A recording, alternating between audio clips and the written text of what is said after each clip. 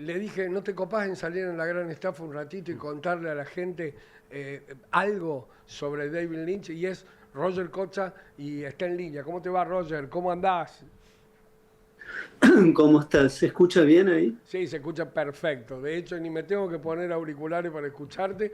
Te está escuchando la gente de la comunidad. ¿Estás en Vietnam? Estoy en Hanoi Ajá. y es una situación lynchiana por dos motivos. Primero, porque en la manera en que me presentaste, en un momento dijiste, obviamente estabas hablando de Lynch y se presuponía la muerte de él, pero si alguien tomó en los últimos 2 minutos, hablabas de alguien que había muerto y pareciera ser que era yo. Y en una película de Lynch, tranquilamente podría suceder exactamente eso. Estar hablando con alguien que quizás está muerto, pero quizás no está muerto, o que está en Hanoi, pero de pronto te aparece a tu lado, ¿no? Y vos decís, ¿qué diablos es esto que está pasando? Entonces, en ese sentido era bien lynchiano. El otro lynchiano es que yo me veo en retardo en lo que estoy viendo mientras que te escucho. Entonces, miro a cualquier lado con total de no mirar porque me distrae mi propio movimiento. Claro, porque Lo cual vamos a también contarlo. sería, digamos, dicho de otra forma, si no tuviera que definir o en primera medida acercarse al mundo de Lynch, el mundo de Lynch es justamente aquello que parece o que está erigido en una zona de lo que llamamos normal, en algún momento falla. O en todo, dicho de otra forma, lo normal tiene una falla. Y lo que ha filmado a lo largo de toda su carrera Lynch es esa intersección entre lo normal y lo que de algún modo da a entender que allí donde creemos que está todo en orden, que todo es como es, eso que es como es no es como es, tiene un problema, ¿no? Y es muy fácil pensar eso de inmediato en una película, si recordás cómo empieza Blue Velvet o Terciopelo Azul. Bueno, esa es una película que arranca con un mundo perfecto, un mundo hermoso, termina también con una suerte de un mundo hermoso, tras atravesar una situación absolutamente delirante que de algún modo se ve en el inicio cuando alguien tiene un ataque de corazón, cae, hasta ahí es todo un mundo ideal, ¿no? Todo se ve hermoso, el típico pueblo pequeño estadounidense que podría ser la cumbre, como vos recién decías en tu introducción, y de pronto cuando cae el cuerpo, la cámara se empieza como a introducir en el interior del jardín, del pasto súper bien cortado, y hay allí una cantidad de hormigas que están devorando, que están haciendo su trabajo. Allí adquiere el sonido una dimensión de primer orden, donde uno siente el sonido de los insectos como un sonido que no es justamente un sonido placentero, y en ese momento justamente es la intersección entre aquello que parece normal y que lo es, pero que al mismo tiempo, si uno mira con mayor, o si uno mira microscópicamente sobre lo normal no es normal. Lo normal tiene una falla, lo normal es una apariencia. Y uno podría decir que el mundo de David Lynch es esa intersección en líneas generales. Hay un escritor que se quitó la vida, un tipo que era brillante, que es David Foster Wallace, que tenía una gran fascinación por Lynch.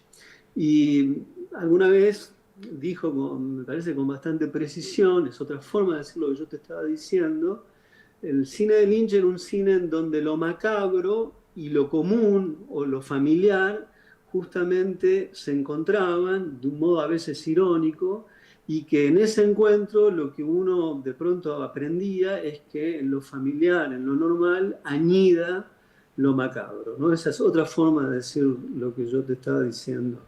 Es algo muy curioso, ¿no? Porque te escuchaba y me parecía muy interesante la introducción, no lo que dijiste sobre mí, que es como siempre el afecto hace que las personas exageren, y que además yo no pretendo abrirle los ojos a nadie, me basta simplemente conseguir intentando abrir mis propios ojos, y en última instancia, si uno cree que ha aprendido algo, compartirlo. Si eso sirve bien, y si no sirve, uno sigue, No, yo me porque refería a mi experiencia personal.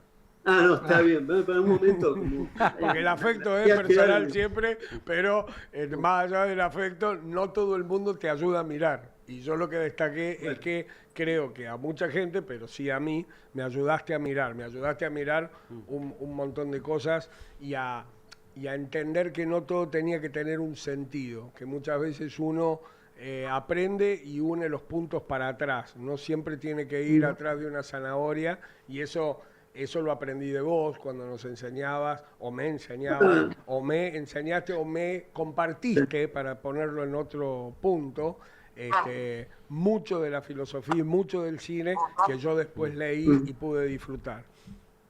Bueno, eso voy a tomar el tema de compartir. Claro. Este, pero decías algo que también es importante respecto de Lynch. Y también es importante no solamente con Lynch, te diría con el cine, con la pintura, con la literatura, con la propia vida de uno hasta cierto punto.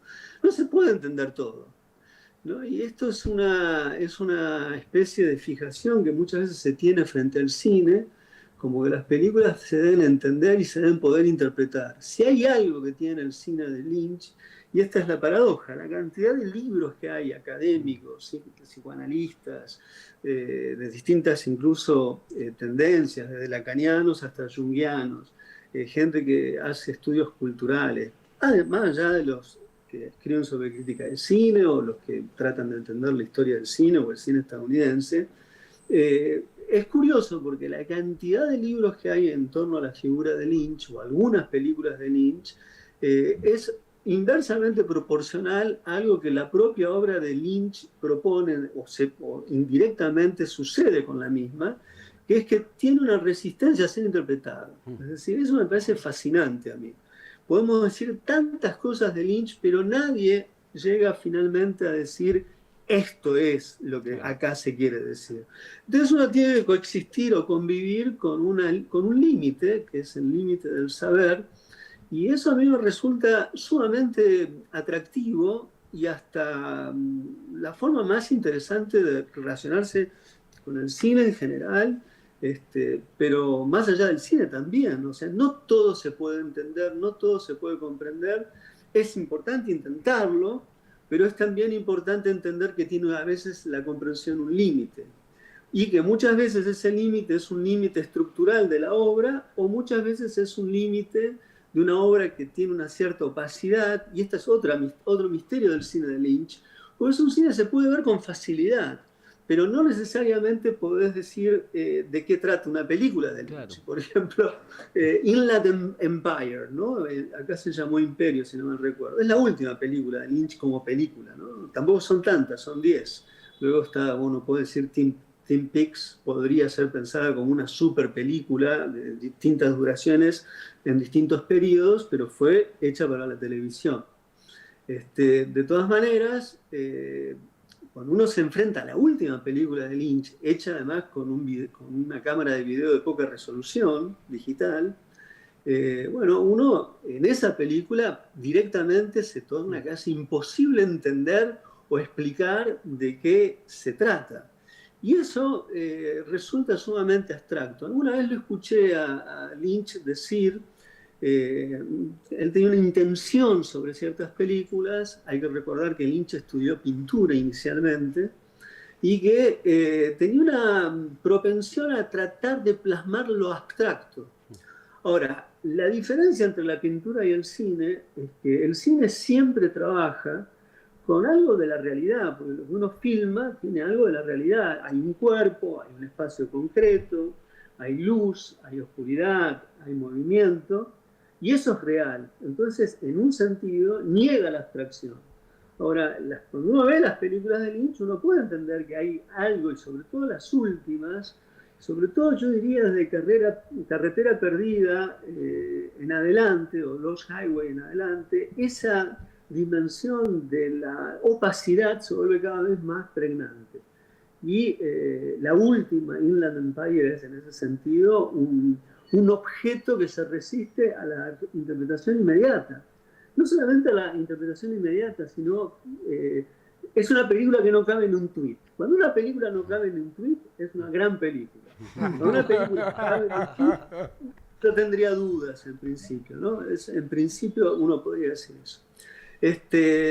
Y otra cosa que es rarísimo respecto de lo de Lynch, que a mí me parece también llamativo, que es un nombre que deviene en sustantivo, ¿no? Y a veces en adjetivo para explicar situaciones.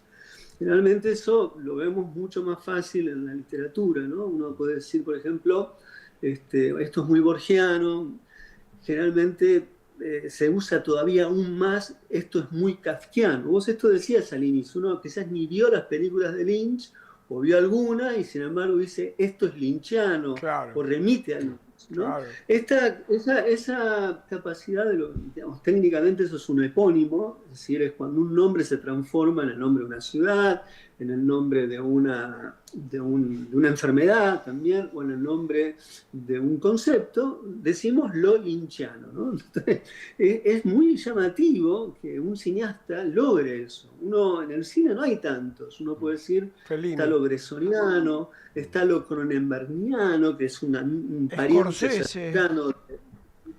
Sí, la sí, uno podría violencia. Scorsese, vos fíjate que Bueno, en Scorsese es difícil la clase media argentina tiene uno su predilecto que es feliniano. Bueno, eso sí, en general claro, lo aplica mal, pero le sí, encanta. sí. Sí, sí, porque generalmente tratan de introducir con eso una dimensión feliz o lúdica de lo surrealista, ¿no? Hay algo de eso que aparece a partir de lo de Fellini, a veces también algo asociado al kitsch, que también es un universo cercano al mundo de David Lynch. Pero uno de los que ha logrado eso es Lynch. Uno ve una película o ve una situación fuera de la película, Claro, en la vida. cuando y uno dice, esto es muy lynchiano, Sí. ¿no? Bueno, esto es muy raro que suceda en el cine, sucede más en la literatura, pero hay casos en el cine. Y el caso de Lynch es particularmente ostensible, digamos, algo que vos lo podés ver y decir, esto es lynchiano. Hay algo que para mí es fundamental en el cine de Lynch. Algunas cosas dijimos. Y te diría dos que me parece que son extraordinarias para poder lidiar. La primera tiene que ver con un concepto que tenemos en general del relato. Los modelos de narración de Lynch y sobre todo después de Carretera Perdida, aunque está la variable, y que es una variable interesante dentro del sistema, si uno lo quiere pensar sistémicamente a las películas de Lynch, que sería una historia sencilla. Esa es una película probablemente la más accesible de Lynch, misteriosamente distribuida por Disney, una película de David Lynch distribuida por Lynch, parece un chiste, ¿no? O sea, no tiene nada que ver. Sin embargo, claro, es lynchiano, exactamente. Pero bueno, esa es una película que hay que estudiar, como también hay que estudiarla, pues son las películas que se escapan un poco del mundo referencial a lo que atribuimos a lo lynchiano. Esa sería una. La otra probablemente es Duna, que para muchos es un fracaso y sin embargo es una película que si uno la vuelve a ver, es una película sorprendente, a pesar de que haya ido mal, que se haya escrito cosas muy maliciosas respecto de ese film, no deja de ser una película de Lynch y es interesante estudiarla justamente porque es o pretende ser algo asociado a la ciencia ficción, por un lado, o algo por el estilo, y por el otro lado porque es una película de mayor accesibilidad, como lo es una película familiar, llamémosle, una historia sencilla. Entonces, esos son dos accesos distintos a la obra de Lynch. Sin embargo, desde Carretera Perdida en adelante, y Twin Peaks también, el concepto de narración es absolutamente abstruso, dificilísimo. Las elipsis, las conjunturas de un episodio a otro, de una secuencia a otra, allí se vuelve muy difícil de saber qué es lo que está narrando. Y por eso, muchas veces también se lo asocia al mundo de los sueños. Porque en el único lugar donde nosotros aceptamos que las cosas no tengan tanta lógica es en los sueños. Y la pregunta es ¿por qué solamente en los sueños? ¿Por qué al menos no aceptar esa dimensión discontinua de saltos narrativos que tienen los sueños en el cine? Muy a menudo hay gente que va a ver películas en el cine y dice no se entiende nada, esto es un bodrio. Pero muchas veces, si se permitiera la libertad que probablemente sí tiene a la noche, porque además cuando alguien dice eso es muy probable que se reprime muchísimo y que en la noche tenga sueños rarísimos, que probablemente también ni se anime a confesarlos. Sin embargo, cuando uno ve una película de Lynch, tiene esta lógica. La lógica del relato es una lógica de lo onírico, porque es una lógica de lo discontinuo, de las alusiones, de las significaciones cortadas o no del todo evidentes, y eso lo vuelve, ahí está su opacidad, pero ahí está su atractivo, su atracción, y eso es muy común en las películas de él. Cuando uno recuerda Carretera Perdida, que para mí es una obra maestra absoluta, como creo que también lo es Terciopelo Azul, que es mucho más accesible, dicho sea de paso, como lo es Mulholland Drive o El Camino de los Sueños, creo que es el título en Argentina. Bueno, ahí la cosa se pone mucho más compleja, ¿no? Son películas que se resisten a no solamente a la interpretación, sino a la continuidad. Y eso es para el cine que se ve hoy, que además no podemos, o cada vez más hay una incapacidad de seguimiento de los relatos entrecortados, y a largo plazo, es decir, en una duración, y la capacidad de atención es menor, Lynch en ese sentido se vuelve un cineasta en algún sentido imposible. Pero a la vez tiene este atractivo, ¿no? Y lo otro, que me parece otro de los elementos extraordinarios dentro del cine de Lynch, está especialmente arraigado al concepto sonoro. El sonido en Lynch es fundamental. Recién decía un poco lo de las hormigas. No por nada, hay un momento inmediatamente posterior en Terciopelo Azul en el que se encuentra una oreja cortada, ¿no? Claro. Hay una oreja cortada. Y esa oreja cortada en otro momento, cuando la vemos por primera vez, está llena de un conjunto de hormigas que están alrededor de las orejas. Como está en el inicio, las hormigas trabajando en lo suyo con un sonido muy peculiar. Es decir, que ahí incluso hay un chiste, si no mal recuerdo más adelante, con la oreja de Van Gogh. No el grupo, la oreja del pintor, ¿no?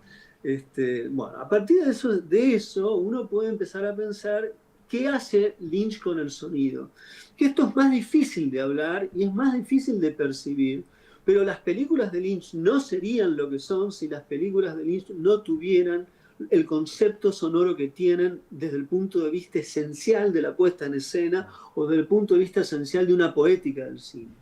Y esto no me refiero a la música, me refiero al sonido, incluida la música de Badalamenti, que era el compositor que trabajaba con Lynch, que es muy importante, pero es otro modo de usar incluso la música, ¿no? Son fondos que a veces se sostienen, que enrarecen, que justamente trabajan sobre una dimensión de choque entre la normalidad de lo que vemos y un sonido que irrumpe para que lo que vemos no sea tal cual lo que nos parece, ¿no? Porque vos fíjate que cuando uno está en una casa que alquila, por ejemplo, yo estoy acá en este departamento que alquilo acá en Hanoi en este momento, ¿no?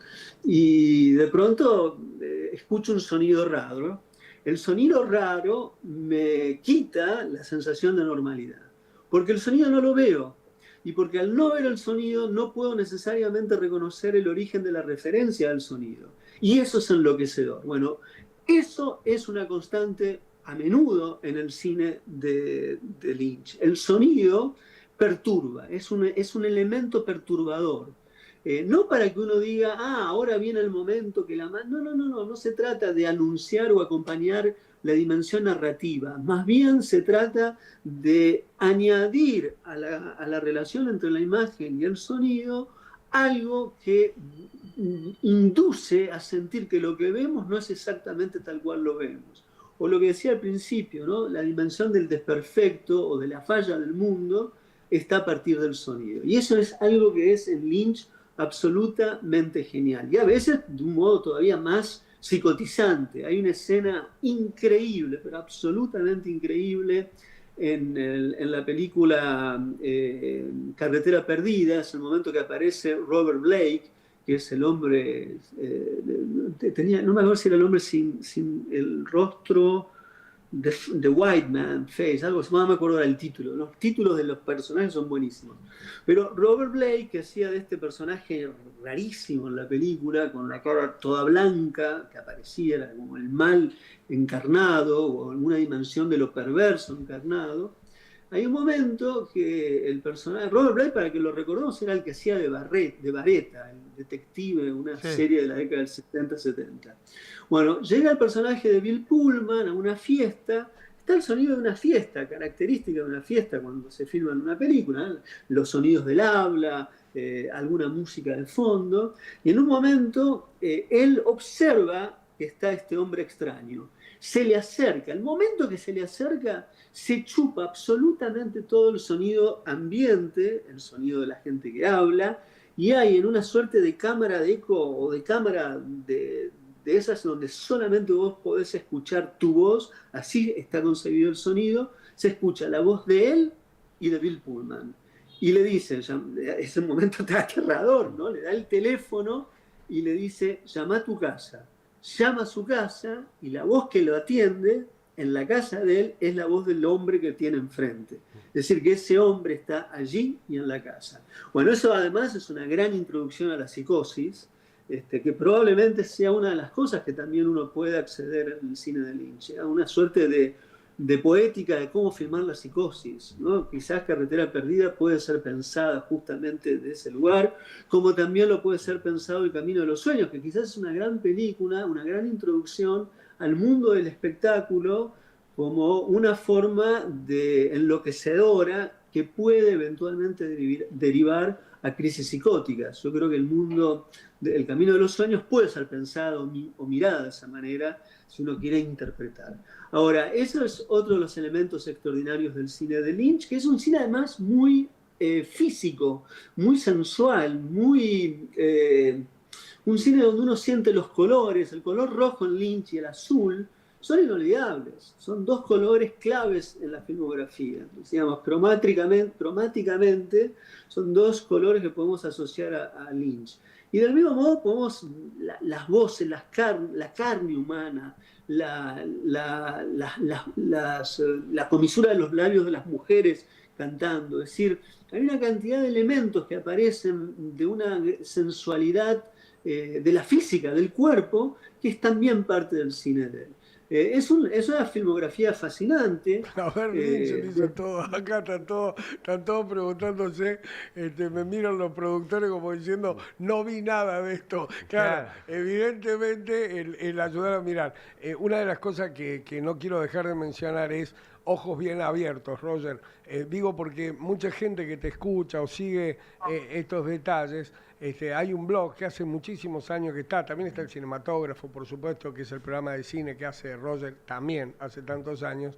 Digo esto para seguirlo porque la gente te siguió, te conoció en algunos lugares por Filmoteca, ese trabajo maravilloso que lamentablemente se llevaron puesto todo lo hecho ahí por ustedes dos, que la verdad que era maravilloso poder ver eso en la televisión pública, pensar un Estado desde ese lugar. No quiero entrar en cuestiones políticas, pero sí me interesaría que aquellos que quieran ahondar y meterse. Y no queríamos dejar de tenerte un rato en el programa.